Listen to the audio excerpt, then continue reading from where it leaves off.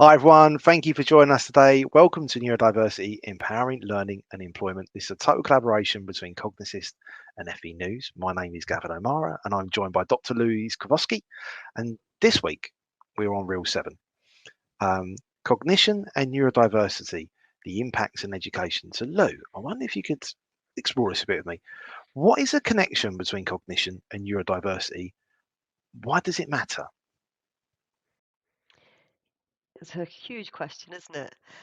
So cognitive differences are common across most neurodiverse conditions, but specific learning differences like dyslexia, dyscalculia, and dyspraxia are defined by cognitive differences. For other conditions, we would look at additional aspects like behavior, social, or personality. Okay, but under this umbrella of cognition, everything does sit. And cognitive assessments are an evidence-based measure of our differences in processing information and also identifying learning needs in those areas like language and numbers, fluid and visual reasoning, also memory, which are all vital for effective learning. By supporting cognitive differences in particular, Cognassist is focusing on one of the highest impact areas of psychological science, and it empowers staff with this understanding for their learners. It's also important to look at other areas where learners may require support, like behavioural challenges and mental health.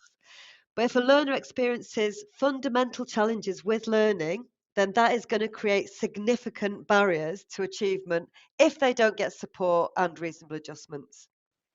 And can I ask as well, we're looking at both learning and employment. So if we're Mm. looking at cognition and neurodiversity in the workplace, and we've looked at previous reels of the benefits of having diverse teams, how can an employer understanding more about cognition and neurodiversity help them? Do your research. The information is widely available now. I'm always going to point people to our website because there's so much on there, both for employers and educator providers. This information isn't difficult to understand. We don't expect everyone to have a degree in psychology to understand it. It's really simple, but the tricky thing is getting everybody on board to implement it. So get out there, read, listen to podcasts, watch YouTube videos, whatever suits your method of taking in information. Talk about it, have discussions, ask people about their own experiences.